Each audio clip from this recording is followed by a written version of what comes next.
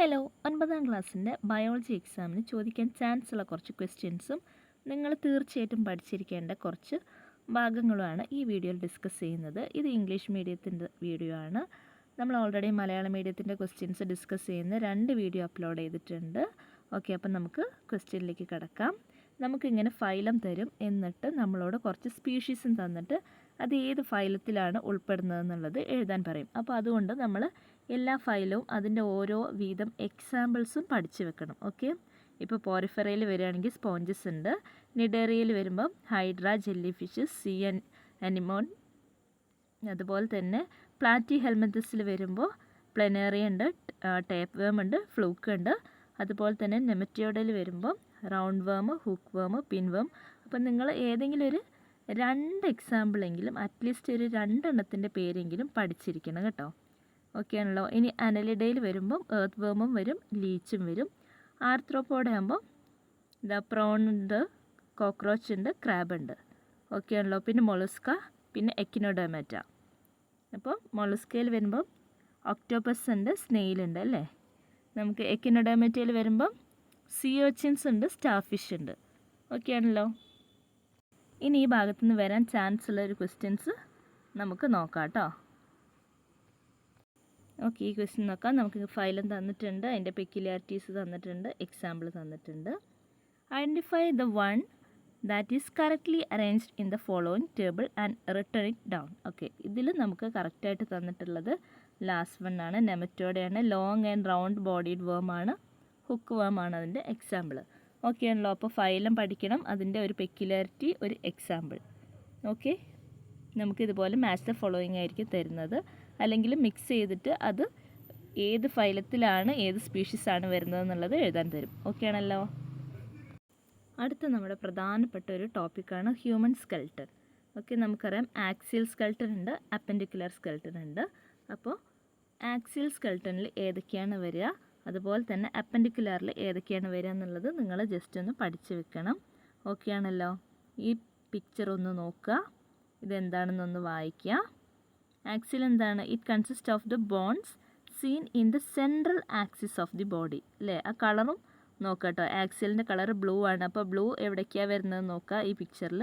അപ്പൻഡിക്കുലർ സ്കെൽട്ടലാണെങ്കിൽ it consist of the bones which are connected to the central axis അല്ലേ. Central axis ആയിട്ട് connect ചെയ്തിട്ടുള്ള ബോൺസാണ് എവിടെ വരുന്നത്? അപ്പൻഡിക്കുലർ സ്കെൽട്ടലിൽ വരുന്നത്.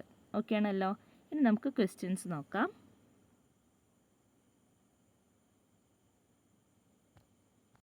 ഇവിടുത്തെ 5ാമത്തെ ക്വസ്റ്റ്യൻ നോക്കാം. Which is the odd one among the following, write the common features of others. അപ്പോൾ ഇവിടെ തന്നിട്ടുള്ളതിൽ ഓഡ് വൺ ഏതാണ്? പെക്ച്വറൽ ഗേർഡിലാണല്ലേ. യെസ്. ബാക്കിയെല്ലാം ഏതാണ്? ബാക്കിയെല്ലാം സെയിം ആണല്ലേ. അപ്പം ബാക്കിയെല്ലാം ആക്സിയൽ സ്കെൽട്ടൺ ആണല്ലേ. ഈ പിക്ചറൽ ആണെങ്കിലോ അപ്പൻഡിക്കുലർ ആണ് വരുന്നത്. ഓക്കെ ആണല്ലോ. യെസ്. അപ്പോൾ ഇത് ഓർത്ത് നോക്കണേ. ഇതുപോലെ നമുക്ക് മിക്സ് ചെയ്തിട്ട് തരും, എന്നിട്ട് അതിൽ ഓഡ് വൺ ഏതാണെന്ന് ചോദിക്കും. അപ്പം നമുക്ക് ആക്സിയലും അപ്പൻഡിക്കുലറും ഏതൊക്കെയാണെന്നുള്ള ഒരു നല്ല ധാരണ ഉണ്ടായിരിക്കണം കേട്ടോ. ഇവിടുത്തെ 6th ക്വസ്റ്റ്യൻ നോക്കാം. ഒരു ടേബിൾ തന്നിട്ടുണ്ട്, 2 ടേബിൾ തന്നിട്ടുണ്ട്. Observe the illustration related to the axial skeleton and select the correct pair. Okay, ഇതിൽ സെലക്ട് ചെയ്യാൻ പറഞ്ഞതാണ്. ആരെ? കറക്റ്റ് പെയർ ആരാണോ അവർ സെലക്ട് ചെയ്യണം. നമുക്കറിയാം റിബ്സ് ആണല്ലേ. റിബ്സിൽ 24 ബോൺസ് ആണുള്ളത് അല്ലേ. യെസ്. 12 പെയേഴ്സ് ആണ് അല്ലേ. 12 പെയേഴ്സ് വരുമ്പം 24 ബോൺസ്. ഓക്കെ, അപ്പോൾ ലാസ്റ്റ് വൺ ആണ് കറക്റ്റ്. റിബ്സ് ആണ് കറക്റ്റായിട്ട് അവർ കൊടുത്തിട്ടുള്ളത് കേട്ടോ. 24 ബോൺസ് ആണ് റിബ്സിലുള്ളത്. ഓക്കെ ആണല്ലോ. ഓക്കെ, അടുത്തതൊരു ക്വസ്റ്റ്യൻ നോക്കാം. 18ാമത്തെ ക്വസ്റ്റ്യൻ നോക്കാം. നമുക്ക് സ്കെൽട്ടൽ ജോയിൻസ് തന്നിട്ടുണ്ട് അല്ലേ. പിന്നെ കുറച്ച് കോളംസ് ഫ്രീ ആയിട്ട് ഇട്ടിട്ടുണ്ട്. അപ്പോൾ നമ്മളത് ഫിൽ ചെയ്യണം. അപ്പോൾ ഇവിടെ എന്തൊക്കെ വരും? നമുക്കിവിടെ ബോൾ ആൻഡ് സോക്കറ്റ് ജോയിൻറ്റ് തന്നിട്ടുണ്ട്, ഫസ്റ്റ് വൺ. അടുത്തത് ഏതാണ്? ഹിഞ്ച് ജോയിൻ്റ് ആണ് അല്ലേ. ഹിഞ്ച് ജോയിൻ്റ് ഉണ്ട്, പിന്നെ പിവോട്ട് ജോയിൻ്റ് ഉണ്ട്. ഓക്കെ ആണല്ലോ. ഹിഞ്ച് ജോയിൻറ്റും ഇവിടെ ഹിഞ്ച് ജോയിൻ്റ് വരും, ഇവിടെ പിവോട്ട് ജോയിൻ്റ് വരും. നിങ്ങൾ പൈവോട്ട് എന്നായിരിക്കും ചിലർ പ്രൊനൗൺസ് ചെയ്യുന്നത്, പിവോട്ട് എന്നും പറയും കേട്ടോ. ഓക്കെ ആണല്ലോ. ഇനി എയിൽ എന്താണ് വരിക? എയിൽ നമുക്കറിയാം മൂവ്മെൻറ്റ് ടു ഓൾ ഡയറക്ഷൻ അല്ലേ, എല്ലാ ഡയറക്ഷനിലേക്കുള്ള മൂവ്മെൻറ്റ്സും ഉണ്ട്. അപ്പോൾ മൂവ്മെൻറ്റ്സ് ടു ഓൾ ജോയിൻ്റ് അല്ലേ, മൂവ്മെൻറ്റ്സ് ടു ഓൾ ഡയറക്ഷൻ, എല്ലാ ഡയറക്ഷനിലേക്കുള്ള മൂവ്മെൻറ്റ്സ് ആണ് എയിൽ വരുന്നത്. ബി എന്താ വരിക, ഷോൾഡർ ജോയിൻറ്റും അതുപോലെ തന്നെ ഹിപ്പ് ജോയിൻറ്റും ആണ് അതിൻ്റെ എക്സാമ്പിൾ കേട്ടോ. ഓക്കെ ആണല്ലോ, ഷോൾഡറും ഹിപ്പ് വരും, ഷോൾഡർ ജോയിൻറ്റ് വരും കേട്ടോ. ഷോൾഡർ ജോയിൻറ്റ്, ഇവിടെ ഹിഞ്ച് ജോയിൻറ്റും പിവോട്ടും ഒക്കെ ആണല്ലോ. ഇവിടെ ഓൾ ഡയറക്ഷൻ വരും. ഞാൻ ആൻസർ കാണിക്കാം കേട്ടോ.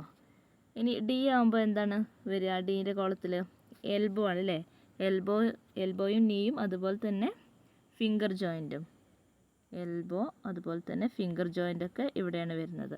ഓക്കെ ആണല്ലോ. അപ്പോൾ ഇനി നമുക്ക് ആൻസർ കാണിക്കാം കേട്ടോ. ഞാൻ 18th ക്വസ്റ്റ്യൻ്റെ ആൻസർ ഇവിടെ കൊടുത്തിട്ടുണ്ട്. ജസ്റ്റ് ഒന്ന് നോക്കാം, നമുക്ക് ആ പിക്ചർ ഓർമ്മ ഉണ്ടാവണം കേട്ടോ. ഓക്കെ ആണല്ലോ. 8th ക്വസ്റ്റ്യൻ നോക്കാം. Explain the role of the following factors in the health of the skeletal system. Yes, first one vitamin D, second one calcium. അപ്പോൾ നമുക്കറിയാം ബോണിൻ്റെ ഹാർഡ്നെസ്സിന് എന്ത് വേണം, കാൽസ്യം വേണം അല്ലേ. അപ്പോൾ വിറ്റാമിൻ ഡി ഉണ്ടെന്നുണ്ടെങ്കിലാണ് അത് അബ്സോർബ് ചെയ്യുക ആണല്ലോ. ആൻസർ നോക്കാം. Vitamin D is necessary for the absorption of calcium which ensure the hardness and strength of bonds. Calcium which ensure the hardness and strength of bonds. Okay ആണല്ലോ. Yes. ഇനി നമ്മുടെ അസ്ഥികൾക്ക് ബാധിക്കുന്ന കുറച്ച് diseases അതും കൂടി നിങ്ങൾ ഈ ഏരിയയിൽ നിന്ന് പഠിക്കണം കേട്ടോ. അതും നമ്മുടെ ടെക്സ്റ്റിലുണ്ട്. റുമാറ്റോയിഡ് ആർത്രൈറ്റിസും എല്ലാ കാര്യങ്ങളും കൊടുത്തിട്ടുണ്ട്. അപ്പോൾ അതൊന്ന് പഠിച്ച് വെക്കുക കേട്ടോ. ഇത് മിക്കവാറും എല്ലാ വർഷത്തെ ക്വസ്റ്റ്യനിലും കാണുന്ന, ക്വസ്റ്റ്യൻ പേപ്പറിലും കാണുന്ന ഒരു ക്വസ്റ്റ്യനാണ് ഇത് കേട്ടോ. ഈ ജോയിൻറ്റിൻ്റെ സ്ട്രക്ചർ തരും, എന്നിട്ട് നമ്മളോടത് ഭാഗങ്ങൾ അടയാളപ്പെടുത്താൻ പറയും. ഓക്കെ ആണല്ലോ. എന്നിട്ട് നമ്മളോട് ഫങ്ഷൻ ചോദിക്കും. ഇവിടെ താഴെ കൊടുത്തിട്ടുണ്ട് ലിഗമെൻസിൻ്റെതും കാർട്ടിലേജ്, സൈനോവിയൽ ഫ്ലൂയിഡൊക്കെ ഇവിടെ താഴെ കൊടുത്തിട്ടുണ്ട്. ഓക്കെ, അപ്പോൾ ലിഗമെൻസ് എന്താണ്, ligaments are found connecting two bonds. The capsule seen inside this helps in the smooth movement of bonds. അപ്പോൾ ക്യാപ്സ്യൂളിൻ്റെ ഫങ്ഷൻ കണ്ടില്ലേ. ഇനി കാർട്ടിലേജ് ആണെങ്കിലോ, cartilage is found covering the tip of each bone. Covering ആണല്ലേ. This reduces friction between bones. Okay ആണല്ലോ. രണ്ട് എല്ലുകൾ തമ്മിലുള്ള friction കുറയ്ക്കും അല്ലേ കാർട്ടിലേജ്. നെക്സ്റ്റ് വൺ ആണ് synovial fluid. Is the fluid present between the two bonds of joint.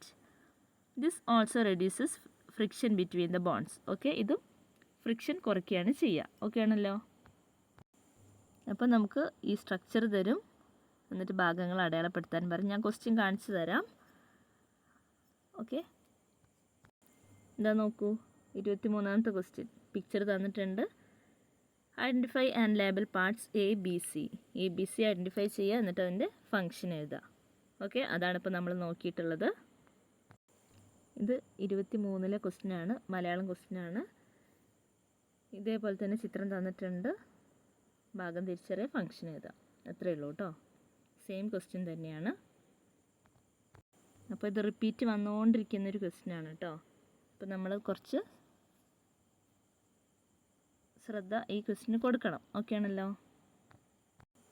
നിങ്ങൾ ഈ ജോയിൻസും ഒന്ന് ശ്രദ്ധിക്കണം കേട്ടോ. ബോൾ ആൻഡ് സോക്കറ്റ് ജോയിൻറ്റ്, അതുപോലെ തന്നെ hinge joint, pivot joint, gliding joint. അതിൻ്റെ ഈ പിക്ചർ തന്നിട്ടുണ്ടെങ്കിൽ നിങ്ങൾക്ക് ഇതൊക്കെ മനസ്സിലാവണം കേട്ടോ. അപ്പോൾ ജസ്റ്റ് ഒന്ന് വായിച്ച് വെക്കുക. നെക്സ്റ്റ് ആണ് നമ്മൾ മസിൽ നോക്കുന്നത്. നമുക്കറിയാം സ്മൂത്ത് മസിലുണ്ട്, കാർഡിയാക് മസിലുണ്ട്, സ്കെൽറ്റൽ മസിൽസ് ഉണ്ട് അല്ലേ. സ്കെൽറ്റൽ മസിൽസ് അല്ലെങ്കിൽ സ്ട്രയേറ്റഡ് മസിൽസ് എന്ന് പറയും കേട്ടോ. ഓക്കെ ആണല്ലോ. ഈ മൂന്നെണ്ണത്തിൻ്റെയും ഷേപ്പും അത് എവിടെയൊക്കെ കാണപ്പെടുന്നു എന്നുള്ളതും പഠിക്കണം. അത് ചിലപ്പോൾ ഇതുപോലെ തന്നെ നമ്മളോട് മാച്ച് ദ ഫോളോയിങ്ങിൽ ചോദിക്കും. ഓക്കെ ആണല്ലോ. ഇവിടെ ജസ്റ്റ് ഒന്ന് നോക്കണേ, ബോണ്ട് തന്നെയാണിത്. Observe the figure and of the joints given and answer the question. ഇത് നമുക്കറിയാം ഏതാണ്, എയും ബിയും തന്നിട്ടുണ്ട്. ആദ്യത്തേത് ബോൾ ആൻഡ് സോക്കറ്റ് ആണ്, അടുത്തത് ഹിഞ്ച് ജോയിൻ്റ് ആണ്. ഓക്കെ ആണല്ലോ? യെസ്. ഓക്കെ, അപ്പോൾ നമ്മൾ ഒന്നുകൂടെ നോക്കുകയാണ്. Skeletal muscle, smooth muscle, cardiac muscle. Okay ആണല്ലോ? 16ാമത്തെ ക്വസ്റ്റ്യൻ നോക്കാം. Rearrange the column B C so as to match with column A. അപ്പോൾ കോളം എയിൽ striated muscle, smooth muscle, cardiac muscle തന്നിട്ടുണ്ട്. നമ്മൾ അടുത്തത് എന്ത് ചെയ്യണം? കറക്റ്റാക്കി റീഅറേഞ്ച് ചെയ്യണം അല്ലേ? ഇത് സ്കെൽറ്റൽ മസിൽ കേട്ടോ.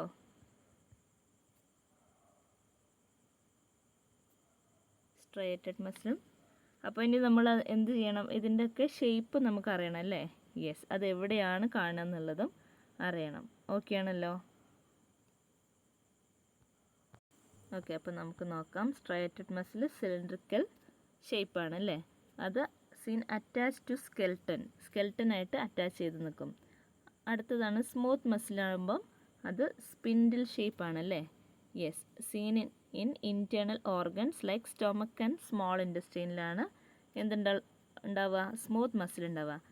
The next one cardiac muscle, അത് ബ്രാഞ്ച്ഡ് ആണല്ലേ? ബ്രാഞ്ച്ഡ് സെല്ലാണ് ആൻഡ് അത് എളുപ്പമല്ലേ? Seen on the walls of the heart അല്ലേ? യെസ്, നിങ്ങൾക്ക് മനസ്സിലായല്ലോ? ജസ്റ്റ് ഒന്ന് നോക്കുക കേട്ടോ. കൺഫ്യൂഷൻ എന്തെങ്കിലും ഉണ്ടെങ്കിൽ സ്റ്റോപ്പ് ചെയ്തിട്ട് നോക്കുക. ഓക്കെ, ഇവിടെ 12th ക്വസ്റ്റ്യൻ നോക്കാം. നമുക്കൊരു ബോക്സിൽ കുറച്ച് പോയിൻറ്റ്സ് തന്നിട്ടുണ്ട് അല്ലേ? എന്നിട്ട് എന്താ പറഞ്ഞത്? Complete the table below suitably including the items given in the box. നമുക്ക് വോളണ്ടറി മസിലും തന്നിട്ടുണ്ട്, ഇൻവോളണ്ടറി മസിലും തന്നിട്ടുണ്ട്. അപ്പോൾ ഈ 4 പോയിൻറ്റ്സും ഏതിലാണോ വരുന്നത് അത് അങ്ങനെ അറേഞ്ച് ചെയ്ത് കൊടുക്കണം. ഓക്കെ ആണല്ലോ? അപ്പോൾ ഇതിന് നമുക്ക് വോളണ്ടറി മസിൽ എന്താണെന്നും ഇൻവോളണ്ടറി മസിൽ എന്താണെന്നും അതിൻ്റെ എക്സാമ്പിളും ഒക്കെ പഠിച്ചിരിക്കണം അല്ലേ? അപ്പോൾ നമുക്കറിയാം വോളണ്ടറി മസിൽ വരുന്നത്, വോളണ്ടറി മസിൽസൊക്കെ റോഡ് ഷേപ്ഡ് ആണ് അല്ലേ? യെസ്, റോഡ് ഷേപ്ഡ് ആണ്. പിന്നെ എന്താണ്? സ്ട്രയേഷൻസ് ഉണ്ടാവും അല്ലേ? വര വര ആയിട്ട് കാണപ്പെടും. ഓക്കെ. പിന്നെ ഇൻവോളണ്ടറിയിൽ വരുമ്പോൾ അടുത്ത 2 പോയിൻ്റ് സ്പിൻഡിൽ ഷേപ്പാണ്, സീൻ ഇൻ സ്റ്റൊമക്കിൽ കാണപ്പെടും അല്ലേ? ഇൻവോളണ്ടറി മസിൽസൊക്കെ.